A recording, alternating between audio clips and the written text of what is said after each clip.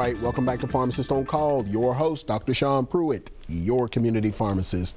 Just again, wanted to let everyone know, if you're a resident of South Nashville, make sure you stop by Pruitt's Pharmacy at Neighborhood Health Napier Clinic, located at 107 Charles E. Davis Boulevard, named after the Napier Sudicum star, who was a McGavick High School basketball star, a Vanderbilt college basketball star, and I believe won a couple of rings with the Chicago Bulls with Michael Jordan there. The other thing about Charles E. Davis, that's right, my cousin, Charles E. Davis, is a Pruitt. So a little trivia there. All right, so we're gonna get into what has unseeded beetroot juice as number 2. What is the second most popular supplement at the pharmacy now? And I actually don't have it, but you all call about it the last few shows, and that is our CBD oil, the hemp oil. So this is oil that is extracted from the cannabis plant, cannabis sativa. So the governor signed this into law, as long as it comes from, industrial hemp, that you can extract using the CO2 extraction process, that you can pull oil from the cannabis plant and use it medicinally, and you can possess it. This does not require a prescription. You can come right into the pharmacy and buy this, or you can go to PruittsDiscountPharmacy.com and purchase it. Excuse me, and go to the store link, and you can purchase the CBD oil there. So you're gonna ask me, what is it? So CBD, we'll say hemp oil.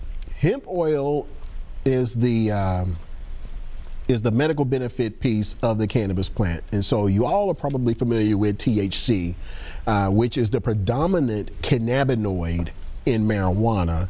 And cannabinoids are basically the components of your cannabis plants, your marijuana plants.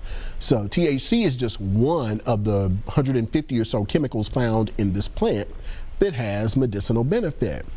The second most prevalent compound or cannabinoid is CBD. It's cannabidiol. And so this is what is mainly extracted out of the cannabis plant, but there are so many others.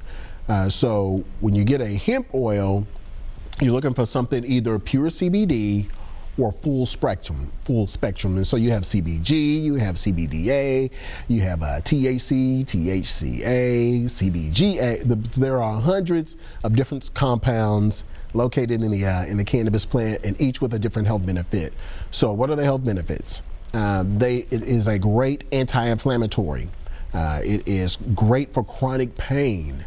It is great for patients who are on pain medications, but you find yourself kind of slave to it because you no longer hurt, but if you stop taking it, you will get that sickness, that opiate withdrawal. So hemp oil is great for opiate withdrawal.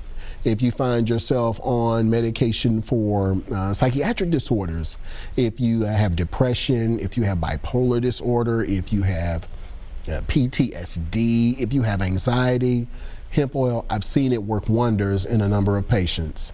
So this stuff is pretty much, it is as advertised, and so it is easily taken over as our predominant selling supplement. It is also great for chronic pain, as I mentioned, and it doesn't matter what type of pain it is. You can have cancer pain, you can have pain for those people suffering from autoimmune disorders, such as sickle cell, such as lupus, if you have pain from fibromyalgia. And hey, how many years have you all heard me say, if anyone comes up with a solution for neuropathy, they're gonna be rich? Well, this company has. And so the hemp oil even helps patients who have neuropathy and fibromyalgia. So if you're suffering from neuropathy because if you had a spinal cord injury or a back injury, or you find yourself diabetic and your diabetes is poorly controlled, and you're having neuropathies, diabetic neuropathy secondary to that, or the peripheral neuropathy, then hemp oil is going to help you. What it does is slows down that transmission of nerve pain down the little nerve sheets there. It is also great for the immune system. It's also great for hormonal regulation. Well, I guess we'll pause that. We've got our first call here, so we're going to get into this. Lucy, welcome to Pharmacist on Call. How may we help you? Hey, Dr. Pruitt, how you been doing? Pretty good. How have you been? I am fine, sir.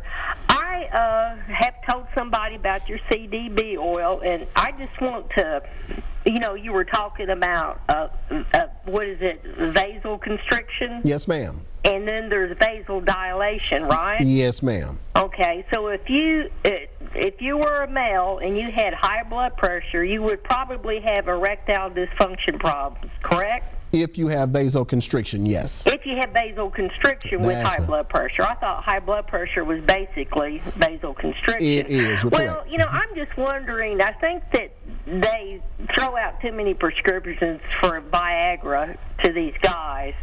And do you think CBD oil would probably help somebody relax if they had high blood pressure and maybe help them with vasodilation or what? I sound like I'm a doctor, don't I?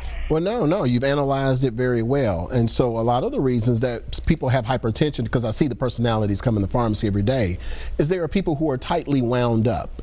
And when you have, when you're anxious and, you know, and just a person who's easily upset, you're going to have hypertension. And so it's on you. It's not even coming from the salt in your diet. It is coming from stress of everyday life, but it's actually coming from the way you handle stress of everyday life. So yes, the CBD would go a long way towards helping someone who has anxiety to settle down.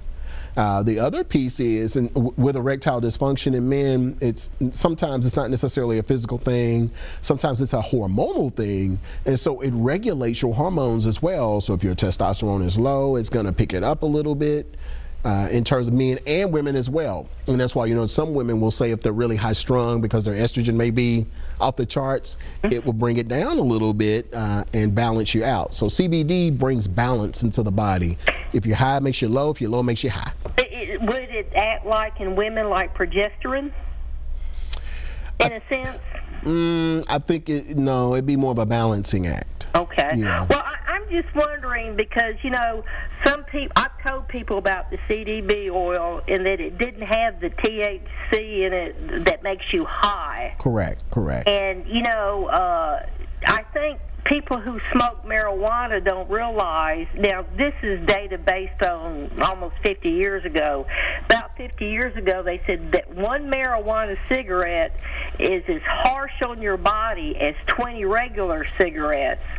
So I'm thinking, you know, if you get all that smoke and stuff in your lungs, you are going to have a circulation problem. And if you're stoned and you're just trying to smoke pot to relax, try the CBD oil. I mean, I'm just thinking that I don't work for the company or anything like that, but I just think marijuana is a little bit harsher on you. So that's just my opinion. I'll hang up so the phone now can ring off the hook and tell me that I'm wrong, that they should legalize marijuana. No, and actually, I'll answer your question off the phone. Thank you for your call, Lucy. All righty, bye-bye. All right, bye-bye.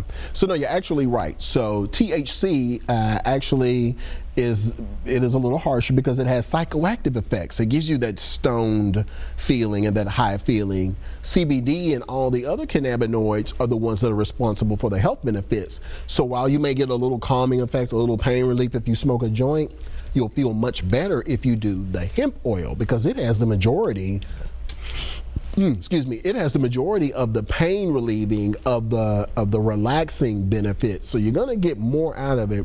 Some people, you know, think, you know, we do have a version that has maybe like less than 0.3 THC, great for relaxing or helping you to sleep at night. But outside of that, it doesn't really have too much of a health benefit. The health benefit comes from the other cannabinoids, and they are the ones responsible for the anxiety relief and the pain relief and, you know, all the other medical benefits that hemp oil allows. So we're going to get right into the other calls here, but we'll jump right back on that in a minute here.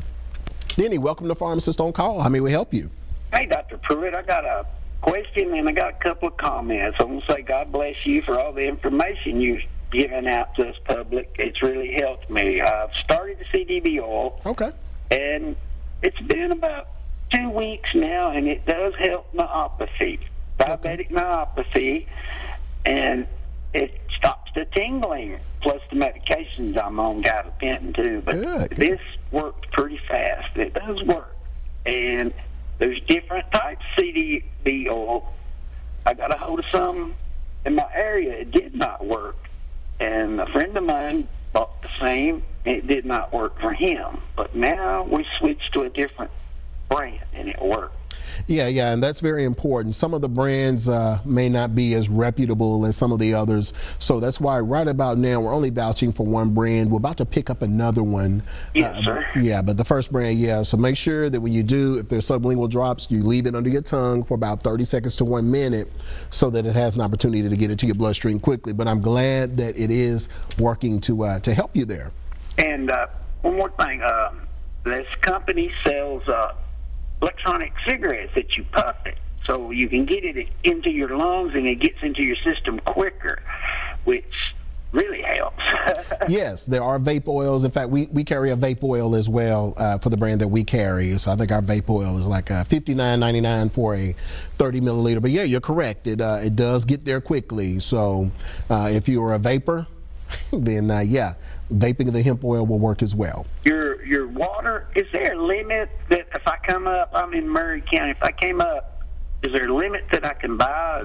No, sir. We got a ton of people coming from Columbia and the Pulaski, that whole area, buying water. So I think it was a group out of Franklin, Kentucky. They bought 51 gallons Sunday. So I think, as long as if we have the jugs, you can get as much water as you want.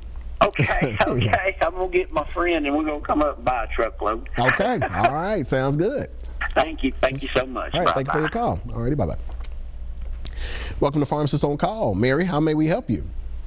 Oh, here's what I'm calling about. The doctor was talking a few minutes ago about neuropathy, and I was wanting to know, does it affect you even if you're not diabetic? Can you have the same symptoms, or what about, from your legs down to your feet? Yes, ma'am. So neuropathy can also come from if you have a nerve that's being pinched in your back because maybe you laid down the wrong way, or you got injured, or you had surgery on your back, or one of your discs in your back is growing really thin, and now your spine is starting to pinch a nerve. So yeah, neuropathy can come from more than just being diabetic. Oh, okay. That's what I was. Yeah, so you probably heard of sciatica, and that is neuropathy that goes down the side of your leg, and generally that's related to having a back injury. Oh, well, I know I've been tested for diabetes because I had it, but I didn't have diabetes, so I just wondered. Do you have a history of a back injury? I had fallen once, and I had aneurysm. Oh, aneurysm, okay. And but I'm doing well with that. It just affected my left side as far as getting better, learning to walk and do all that again. And I was just wondering if neuropathy had anything to do with that. Yeah. Neuropathy does have a potential for that. And I think the other thing that I would do is go see a chiropractor, because they are the back specialists, and they can do an x-ray and show you exactly what nerve is being pinched that's causing the neuropathy. Okay, now would it cause your legs, maybe I was on the left, just where you had aneurysm that side, that your leg will swell? Maybe sometimes it's not a everyday thing, but maybe 2 days out of a week. Now that I would not know. I don't think so. Yeah, but certainly the pain. Yeah, I don't know about the swelling piece. That's probably something else. All right. Well, that's what I was wanting to know. Thank you so very much. Yes, ma'am. Thank you for your call. Okay. All right. Bye. Brenda, welcome to Pharmacist on Call. How may we help you? Well, how are you? I have a question about garlic. Yes, ma'am. We take a garlic supplement, and we eat a lot of garlic. Is garlic healthy for you? I mean, as far as cholesterol and being good for your heart?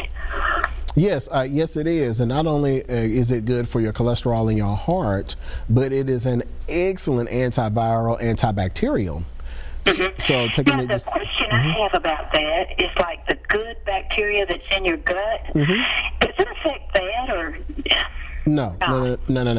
So the compound that's in garlic, it's called allicin, and this pretty much comes from once the garlic is minced or pounded, it releases the allicin. So it's going to affect the bad bacteria. Now, let's see, the good garlic.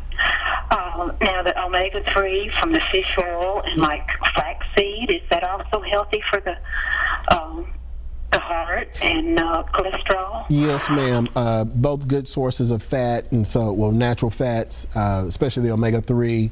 So yeah, and especially if you're having issues with inflammation, the omega-3s are going to go a good ways to helping to prevent that.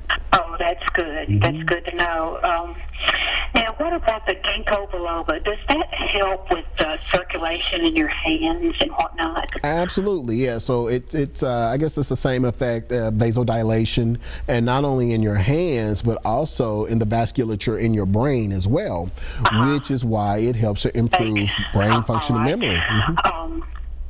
Well, you've answered my question. I wanted to tell you, too, that I do take turmeric once every morning.